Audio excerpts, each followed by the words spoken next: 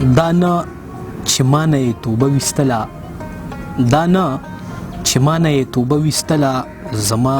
د زړه نه یې کعبه ویستله دا نه چې ما نه یې توبه ویستله زما د زړه نه یې کعبه ویستله خلکو د مرستې لاس په دې ور نه کړو خلکو د مرستې لاس په دې ور نه کړو کور ته یې لار په دیره ویستله چا ملالۍ سره میون ګټلو چا ملالۍ سره میون ګټلو چا د ملالې جنازه ویستله خلکو کاږه مخونه نه سمول خلکو کاږه مخونه نه سمول خلکو د هاره آینه ویستله حیاته زه د جوړې خیال کې نه وم حیاته زه د جوړې خیال کې نه وم تا چې پردي کلي کې شپه ویستله. السلام علیکم ګرانو کتونکو ستاسو ادبي ملګری داود شاه درد یمه تاسو خپرونه ګورئ مایار خپرونه مو نن د شب قدر په خاورې باندې ده یقینا د یو داسې ادبي شخصیت سره مو دغه د مایار خپرونه را جوړه کړې ده کوم چې د پښتو ادب زه به داسې ویم چې د پښتو ادب یې په رګ رګ کې لکه د وینې په شان خور شوی دی ډېر ګران محترم حیات اقبال حیات صاحب مې تر څنګ ناست دی په دغه نننۍ خپرونه کې د دوی په ژوند باندې د دوی په ادبي کارونو باندې د دوی په ادبي زیار باندې مختصر شان خبره کوو او د دوی د شاعرۍ نه خوندونه اخلو ډېر ګران محترم حیات اقبال حیات صاحب ډېره مینه او هرکلي ومنئ. ډېره مننه درد جانه ستاسو د ملګري د راتګ چې د شب قدر د پتمنې او ننګیالۍ خاورې ته راغلی او د ادب دپاره دومره هلې ځلې کوې. حیات اقبال صاحب مبارکي درته وایم ستاسو کتاب هم راغلی دی د مخ لپه کې ډېر ځانګړی نوم ورله خوښ کړی ړومبې خو راته د دې لږ وضاحت وکړئ معیار کتونکي به هم خبر شي ستاسو د کتاب نه وضاحت به وموشي. مننه بالکل څنګه چې تاسو ذکر وکړلو نو دا په تېر کال کې په 2019 کې دا منظریان ته راغی لا 3 میاشتې نه کېږي تقریبا د مخ د لپې په حواله باندې مطلب دا چې یعنې د مخ په لپه کې کاغه د معاشرې مخ دی کاغه د محبت مخ دی کاغه د ژوند د هر اړخ مخ دی یا د ژوند د هرې څانګې مخ دی نو مطلب دا چې دغه مخ په لپه کې نو دغه شان د کتاب هم یو مخ وي نو د دې کتاب د مخ په لپه کې مونږ ته دا مراد مغستی شو نور مطلب دا دی چې زما په خیال نوم خو واضح دی ټیک د یو ځانګړي نوم دی یو جدید نوم دی او زما د یو غزل ردیف هم دی دا او په یو بل غزل کې دا شعر دا نوم استعمال شوی دی نو بالکل یو ځانګړي نوم دی خو بس زما په خیال معنی واضح ده چې د مخ په لپه کې یعنی د مخ لپه کې کنه نور پکې هغه سسپنس موجود دی چې مخ لپه کې بیا قتل غواړي چې سدي زما په خیال چې کتاب نوم د پاره پکارم دغه سسپنس دی بالکل چې کتونکي په لک سوچو کې پیښې پی کتاب ذکر کیږي چې پښتني وخت په وخت باندې کو شیرونه هم اورو د دې درک راته وایي چې کوم ځای کې به کتونکو ته ترلاسه کیږي کوم ځای کې ملاويږي درجانه دا خو د افغانستان کې مزيني په پلورنزو کې ملاويږي افغانستان په پلورنزو کې ملاويږي دغه شان د پښتونخوا په مختلفو په 400 کې شب قدر کې پیښور کې په کوواټ کې د کوواټ ملګری د کوواټ کوم ځای کې چې ادبي ملګری وي او هغې دکانونه وي نو دا هغه ځای نه ترلاسه کېږي نو زما په خیال د سکویټ او کراچۍ خو نشم ویلی او پنجاب اړخ لا نشم ویلی چې هلته ما لا نه دی رسولی څه د صحت ناچارۍ دي د هغې په وجه باندې نو لا نه یې رسېدلی خو پښتونخوا کې او په افغانستان کې ملاویدی شي. ډیره ښه ده حیات صاحب زه شب قدر د خاورې دپاره ډیره د ویاړ خبره ده دلته چونکې د اباسین ریډیو پرانیسته هم شوې ده دغې ته تاسو په کم نظر ګورئ آیا دغې پرانیستې د خاورې له کومه وده ورکړه یا به وده ورکړي که نه؟ بالکل دا خو ډیر د اعزاز خبره ده چې په شب قدر کې د اباسین ریډیو د افتتاح وشوله دا د شب قدر دپاره شب قدر د ولس دپاره او د میډیا په دنیا کې هم چې کوم دی نو یو ډیره ښه خبره ده او څنګه چې تاسو بیا د دې علاقې د ودې خبره وکړه د فایدې خبره یقینا خبره ده چې کوم ځای ته میډیا ورسیږي نو یقینا چې د هغې علاقې د مسلو د هغې علاقې د ادب د هغې علاقې علاقې د کلچر د هغې علاقې د دود دستور د مسلو مسایلو دا نمایندګي هغه میډیا بیا کوي او د خوشحالۍ خبر دا ده چې د پښتنو لاس ته خپله میډیا اوس ورو ورو را روانه ده نو دا زمونږ میډیا ده د علاقې میډیا ده او د شب قدر نمایندګي به هم کوي خو دې سره سره چې کوم دی نو مونږ کوشش دا دی چې مونږ د ټولې پښتونخوا سیمې د ټول وطن مونږ نمایندګي وکړو او د هغې ترجماني وکړو نو شب قدر حق خو زیات دی خو زمونږ ټوله پښتونخوا زمونږ پښتونخوا د ټولو نمایندګي پکار دی چې مونږ وکړو بالکل جی زه پې خپله ویاړم په دې باندې دا زمونږ ګټه ده زمونږ د قام ګټه ده د اتلانو ګټه ده حیات صاحب پوښتنې هم کوو ستاسو ادبي سفر باندې رڼا هم اچو ستاسو د ریډیو ته د راتګ سفر باندې هم رڼا اچو ستاسو نه کلامونه ورو مننه درجانه دا زما اکثر کلامونه خو ډېرو ملګرو اورېدلي دي خو زما په خیال زما د ځوانۍ د دور بعضې کلامونه ملګرو نه دي اورېدلي نو زه یم چې دا خپل د هغه دور یو کلام خپلو کتونکو او اورېدونکو ته وړاندې کړم جی زړه که مې یو ځل راوچت شو نو دروا بلوزم زړه که مې یو ځل راوچت شو نو دروا بلوزم خراب که ډېر زما حالت شو نو دروا بلوزم او ښه مې یادېږي هره ورځ زما نه هېره نه یې ښه مې یادېږي هره ورځ زما نه هېره نه یې لږ مهربانه که دا وخت شو نو دروا بلوزم او ښه مې یادېږي هره ورځ زما نه هېره نه یې لږ مهربانه که دا وخت شو نو دروا بلوزم او ووره وریږي میرات مړې هړوار نه کوي ووره وریږي میرات مړې هړوار نه کوي لرې که دغه مصیبت شو نو دروا بلوزم ووره وریږي میرات مړې هړوار نه کوي لرې که دغه مصیبت شو نو دروا بلوزم او ستا د خانې طبیعت زما د وس خبره نه ده ستا د خانې طبیعت زما د وس خبره نه ده سانګې بدل که ستا عادت شو نو دروا بلوزم او ستا د خانې طبیعت زما د وس خبره نه ده سانګې بدل که ستا عادت شو نو دروا بلوزم او اوس ستا په کلي کې د خان او غریب فرق وینمه اوس ستا په کلي کې د خان او غریب فرق وینمه رک که رواج د مخ مروج شو نو دروا بلوزم او مقتده راځه چې کینو سره دواړه به خبرې وکړو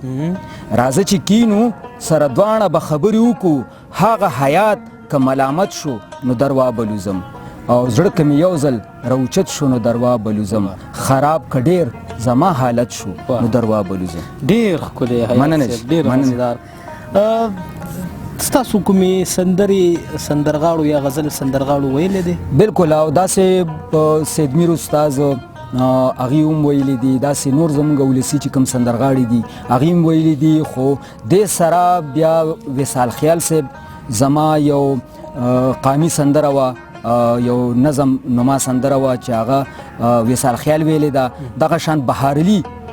زمونږ د پښتونخوا ډېر ښه سندرغاړی دی هغوی ویلې وه دغه شان ماسټر ریم ګل چې کوم دی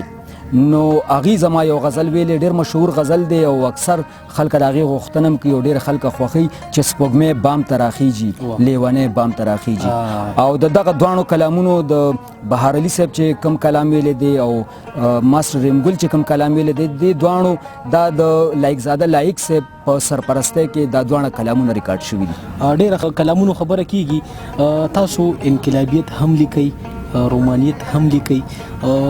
ستاسو بذات خود کوم رنګ ډېر خوښیږي که زما دا درجانه چې د ادب یا د ادبي سفر آغاز دا هم د مجاز نه کیږي د مجاز په پوړو به ته د حقیقت بلندو ته رسې که نه په دې زموږ ټول شاعران ادیبان متفق دي نو مطلب دا دی چې رومانیت یوازې په دې معنی کې اخیستل نه دي پکار چې ګینې هغه په مجازي دغه کې مونږ په معنو کې واخلو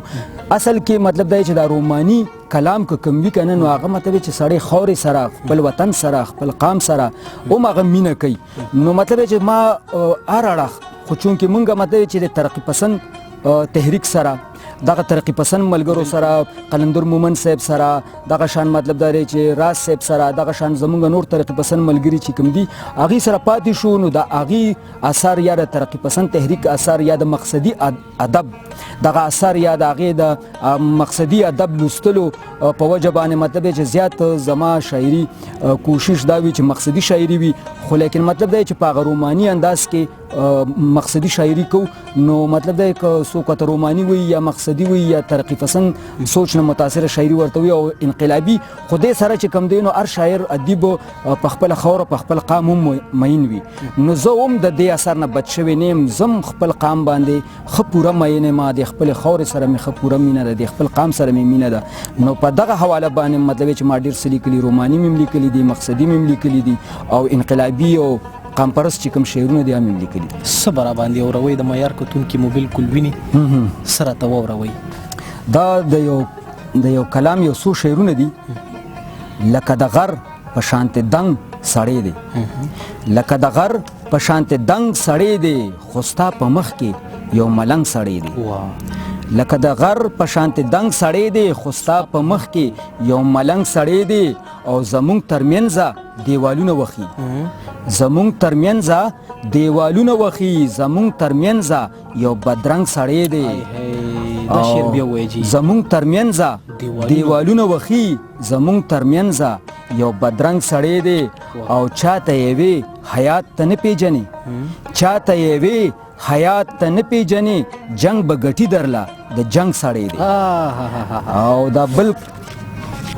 غزل یو څو شعرونه دي لکه څنګه چې مونږ ذکر وکړلو چې هغه قومیت رنګ په زیات غالب دی ستورو سپوږمۍ ته چې مې ځان رسوو ستورو سپوږمۍ ته چې مې ځان رسوو لاس د پښتون مې تر اسمان رسوو ستورو سپوږمۍ ته چې مې ځان رسوو لاس د پښتون مې تر اسمان رسوو او چا مې د لاسه ګلاب وتښتوو چا مې د لاسه ګلاب وتښتوو ګنې نو ما خو تر جانان رسوو چا مې د لاسه ګلاب وتښتوو ګنې نو ما خو تر جانان رسوو او سر په اوږو یې سلامت رونړو سر په اوږو یا سلامت رونړو سر چې یې سوري ته د خان رسوو سر په اوږو یا سلامت رونړو سر چې یې سوري ته د خان رسوو او اوس هغه هم حیات حیات غواړي اوس هغه هم حیات حیات غواړي چا چې حیات تر قبرستان رسوو او ستورو سپوږمۍ ته چې مې ځان رسوو لاس د پښتون مې تر اسمان رسوو ډېر حیات صاحب خپل د ریډیو پاکستان سفر ستاسو هم په هغه یو ځانګړی کتاب دی که اباسین ریډیو دی که دلبر ریډیو دی دا هم یو ځانګړي کتابونه دي کتونکو ته دا خبره واضحه کوي چې تاسو ریډیو پاکستان کې د پښتو ژبې خدمت په کم رنګ باندې کوئ اباسین ریډیو کې په کومه جامه کې کوئ په دلبر ریډیو کې په کومه جامه کې ریډیو پاکستان خو ابتدا کې چې زه ریډیو پاکستان ته لاړم نو هلته مطلب چې یو زلمي کول پروګرام و هغې نه بس مونږ پیل واغستلو سټارټ هم ته واغستلو خو د هغې نه پس بیا ادبي نیوز یا ادبي خبرونه یا ادبي هلې ځلې هغه د ریډیو پاکستان نه ما شروع کړې په ادبي کاروان پروګرام کې دې سره وخت په وخت چې کوم دی نو مشاعرې هم کېدلې خو باقاعده تر ننه پورې هغه سلسله تر ننه پورې روانه د ریډیو پاکستان نه زه ادبي هلې ځلې یا ادبي خبرونه ادبي دا وړاندې کومه د هر اتوار په شپه د شپې 9:30 بجې ادبي کاروان پروګرام وي او هغه نه زه د ادبي هلې ځلې وړاندې کومه دغه شان بیا دلبر ریډیو نه چې مونږ رالو نو دلبر ریډیو چې آغاز وشولو په 400 کې نو د هغې نه به بیا یو پروګرام مونږ کولو چې مده یو کال ته هغې نه مونږ یو پروګرام کړو بیا ما ورشد سلیم د هغې نه یو پروګرام کولو ګرانه ستړی مشي او د هغې سره چې کوم دی نو د ریپورټر په حیثیت د یو خبریال په حیثیت باندې هغې سره هم تر نن وخته پورې مطلب چې ما کار کړی دی دغه شان د اباسین ریډیو تاسو ذکر وکړلو د اباسین ریډیو سره په حیثیت د یو خبریال کار کوم او ورسره چې کوم دی نو د یو پریزنټر په حیث باندې زما یو پروګرام چلیږي د اباسین په غاړه ادبي پروګرام دی هغه د هر پیر په ورځ باندې د شپږو نه تر 7 بجو پورې د اباسین ریډیو نه برای راست په ژوندۍ بڼه باندې نشر کیږي نو د اباسین ریډیو نه دغه د اباسین په غاړه پروګرام نن سبا دغه کوم ډېره ښه ده حیات صاحب د چونکې تاسو د کلم کورنۍ صدارت هم کوي موجوده صدر یې هم یې د هغې ذکر را سره وکړئ کله وي او کم نشستونه کیږي تنقیدي نشستونه کیږي آزاده مشاعره کیږي په دې باندې هم لږ رڼا واچوئ. ښه درجانه داسې ده چې څنګه تاسو ذکر وکړلو د قلم کورنۍ نو دې سره زه د انجمن ترقي پسند مصنفین د ټولې ضلع 400 هغه مشري هم دغه مشرانو ماته را په غاړه کړې ده نو د انجمن ترقي پسند مصنفینو هم مشري کوم د ټولې ضلع په سطح باندې او د شب قدر په سطح باندې قلم کورنۍ دوه وسیمه شو قدر چې ده نو د هغې هم مشري را په غاړه ده. د اجلاسونو په حواله به موږ دا خبرو وکړو چې زمونږ هر میاشت پس د میاشتې په هره ړومبۍ جمعه باندې 2 بجې وخت کې دلته زمونږ اجلاسونه کیږي چې په هغې کې مونږ د ادبي اصناف چې کوم دي نظم دی غزل دی افسانه ده دغه شان مته چې تکل دی وغیره په دې باندې لیکچر هم ورکړی کیږي کوم چې زده کوونکي دي کوم چې زمونږ د نوي کل زلمي شاعران دي هغې ته لیکچر هم ورکړی کیږي دغه شان پکې تنقیدي اجلاسونه هم کیږي چې په یو فنپاره باندې تنقید کیږي او دې سره پکې آزاده مشاعره هم کیږي نو دا په میاشت کې د قلم کورنۍ چې کوم دی نو دا یو اجلاس کیږي د هرې جمعې په د هرې میاشتې په ړومبۍ جمعه باندې. ډېره ښه ده حیات صاحب خپرونه رانه اوږدېږي ستاسو یو 2 کلمونه اورو څو شعرونه اورو بیا پروګرام له دوام ورکړو. مننه الله خوشحاله ساته. خار کې ګرځما کاته په خلکو ویشم خار کې ګرځما کاته په خلکو ویشم زړونه اخلمه او زړه په خلکو ویشم. خار کې ګرځما کاته په خلکو ویشم زړونه اخلمه او زړه په خلکو ویشم او چې یو 2 خبر خیر سره وکي چې یو 2 خبر خیر سره وکي لیونې شمه هر څه په خلکو ویشم. دا شعر بیا وایي چې یو 2 خبر خیر سره وکي لیونې شمه هر څه په خلکو ویشم او چې د کلی نه د خار په لوري راشم چې د کلی نه د خار په لوري راشم د هغې د لاس رانجه په خلکو ویشم چې د کلی نه د خار په لوري راشم د هغې د لاس رانجه په خلکو ویشم او زه د حسن د لمبو سوري ته ناست یم زه د حسن د لمبو سوري ته ناست یم خو په دې حال کې خواږه په خلکو ویشم زه د حسن د لمبو سوري ته ناست یم خو په دې حال کې خواږه په خلکو ویشم او څوک چې کاڼي ملالۍ پسې راواخلي څوک چې کاڼي ملالۍ پسې راواخلي کاڼي پټ کړم کاڼي نه په خلکو ویشم څوک چې کاڼي ملالۍ پسې راواخلي کاڼي پټ کړم کاڼي نه په خلکو ویشم او ستا نظار خو ما نه دا تمه ونه کې ما نظار خو ما نه دا تمه ونه کې چې مخونه به کاږه په خلکو ویشم ستا نظار خو ما نه دا تمه ونه کې چې مخونه به کاږه په خلکو ویشم او د غربت په سرحدونو چې راتیر شم د غربت په سرحدونو چې راتیر شم د بېوسه جون تراخه په خلکو ویشم او ګورې نه چې تندغري راته ناستي ګورې نه چې تندغري راته ناستي لاس مې منیسه اوبه په خلکو ویشم ګورې نه چې تندغري راته ناستي لاس مې منیسه اوبه په خلکو ویشم او چې ما د اوښکو اباسین په مخه واخلي ما د اوښکو اباسین په مخه واخلي چې لامده لامده لیمه په خلکو ویشم او مقتده د غزلو خاپیری چې را سره شي د غزلو خاپیری چې را سره شي د حیات د زړه خواله په خلکو ویشم. ډېر ښه دی ډېر ښکلی حیات صاحب ډېره مننه مو کومه چې خپل قیمتي وخت او خپل جذبات خپل خیالات او د خپل درد اظهار مو ما سره شریک کړ. مننه جی ستاسو هم ډېره مننه. ګرانو کتونکو په معیار خپرونه کې مو را سره ډېر محترم حیات اقبال حیات صاحب واورېده. زمونږ عمر له همدغه کوشش وي چې د دغه خاورې دغه اتلانو دغه ستر شخصیتونو پسې وګرځو تاسو سره د معیار په شیشه باندې مخامخ کو د کار خبرې زده کو د کار شعرونه تر تاسو در ورسو. زمونږ دغه ورکوټې شان زیار به دغه شان جاري تر دې دمه ورکړي کوربه د چا درد او ما سره ناست کوم د چا په ځای کې چې دغه پروګرام کیږي فخر علم خان له اجازت په خپلو دعاګانو کې مونږ ټول یاد ساتئ. د الله په امان.